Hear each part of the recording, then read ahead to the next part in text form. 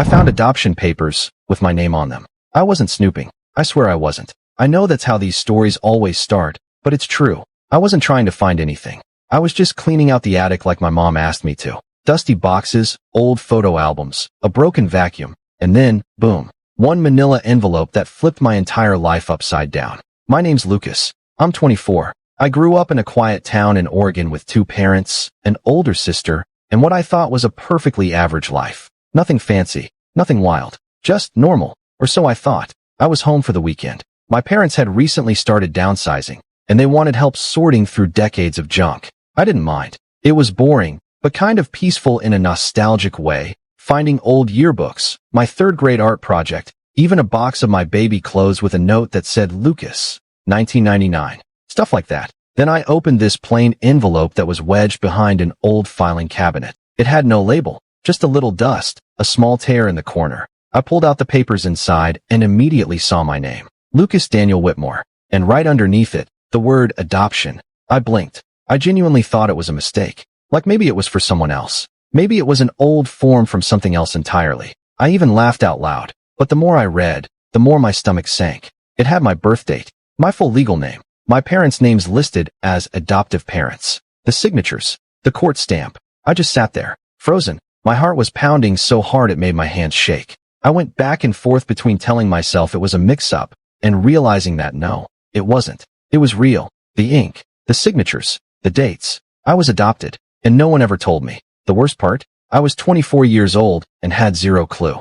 I took the envelope downstairs and just stood in the kitchen holding it like it was radioactive. My mom was making tea. My dad was out back mowing the lawn. I said, "Mom." She looked up, and I could tell, instantly, that she knew. I didn't even ask a question yet. I just held up the envelope. Her face went pale. Her mouth opened, then closed. She sat down without saying a word. "Is this real?" I asked. She nodded. Just nodded. No explanation. No shock. Just this quiet, defeated nod. I didn't even know what to say. I just blurted out, "Why didn't you ever tell me?" And she whispered, "We were going to." But then time passed, and it never felt like the right moment. I felt like I couldn't breathe. I grew up thinking I was their kid. I mean, they are my parents. They raised me. They fed me. They loved me, I think. But this was something else. A huge missing piece of my identity. My origin. And they just kept it, like it wasn't mine to know. I stormed out, drove around for hours, didn't answer my phone, just parked somewhere quiet, and tried to process what the hell had just happened to my life. I started remembering all these random things, like how my baby pictures started around age 2, not before, or how my sister once joked I looked nothing like mom or dad, and everyone laughed too hard, or the time in high school when I needed my birth certificate for college apps and dad said, "I'll take care of it," and handed me a copy that looked weirdly new. I thought they were just being overly helpful. Turns out, they were hiding the truth. I didn't sleep that night. The next morning, I confronted both of them, together. They told me I was adopted when I was 13 months old. My biological mom was 19 and couldn't raise me. No info about the father. They said it was a closed adoption, that they were chosen, that it was meant to be. And I get it. I do. Sort of. But the betrayal wasn't the adoption itself. It was the secret. They had 24 years to tell me. 24 years. And they didn't. Not on my 10th birthday. Not when I graduated high school. Not when I started asking questions about family medical history. Not ever. You know what they said? "We didn't want you to feel different." I said, "But I am different. I was different. And you just let me believe I was crazy for feeling like something was missing." My sister knew, by the way. She told me 2 days later. She said mom and dad sat her down when she was 12 and explained it to her. Told her she had to promise never to bring it up with me. That it would confuse me. That it would hurt my identity. So instead, they built my identity on a lie. Do you know what that does to a person? It makes you question everything. Every memory, every bedtime story, every time they said, "We love you so much." Was it love or guilt? Were they just afraid I'd find out and hate them? And then the big question hit me. Who am I really? Because I've gone 24 years thinking I was one person, and now, there's this whole other life that could have been mine.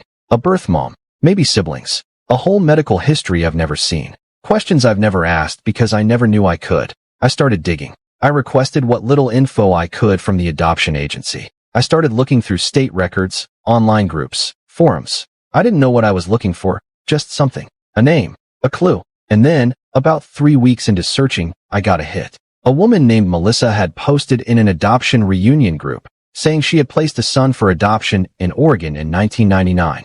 The birth date matched. So did the city. Her post said, I think about him every single day. I messaged her. And yeah, you can probably guess what happened next. But that part of the story gets way more complicated than I ever expected. She replied within 2 hours. Her message was short. Just, hi. Oh my God. Are you him? I stared at the screen for a long time. I didn't know how to answer that. I wasn't even sure what him meant anymore. But I said yes. And then it was like a floodgate opened. She told me her name was Melissa Grant. She was 19 when she got pregnant with me. The father, she called him Josh, was never involved. They were both in college. It was a one-time thing. And when she found out she was pregnant, she panicked. Her parents were strict, conservative, the kind who cared more about appearances than actual people. She hid her pregnancy until she was 5 months in. At that point, her parents forced her into a closed adoption. They didn't even let her hold me. I was born at 8:47 a.m. on a rainy Thursday. She remembered the exact time. She told me she cried the whole time,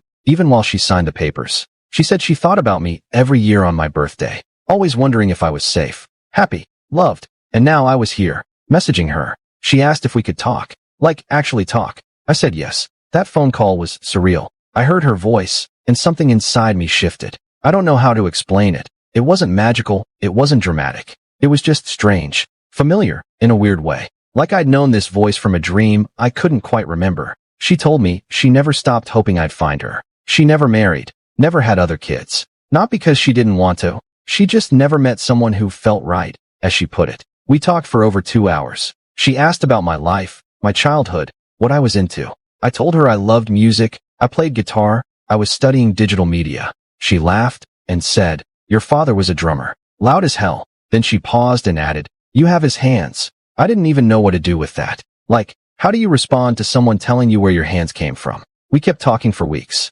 Late night phone calls, long emails. She sent me scanned photos from her college days, even pictures of when she was pregnant, hidden under oversized sweaters, sitting on a dorm bed trying to smile. She apologized so many times for giving me up, for not fighting harder, for not being brave enough. But I didn't blame her. How could I? The only people I was angry with were the ones who could have told me the truth and didn't. Eventually, Melissa asked if I'd be open to meeting in person. And yeah, I was nervous, terrified actually, but I said yes. We met at a park halfway between our cities. She was waiting on a bench, holding a paper coffee cup and wearing this nervous little smile. I walked up, and for a second, we just stood there, awkward, silent. Then she hugged me. It wasn't a dramatic movie moment. It wasn't perfect, but it was real. She cried. I almost did, but I was too overwhelmed to even feel anything clearly. We spent the afternoon talking. She showed me old photos. I told her stories about my childhood. We laughed at how weird genetics are,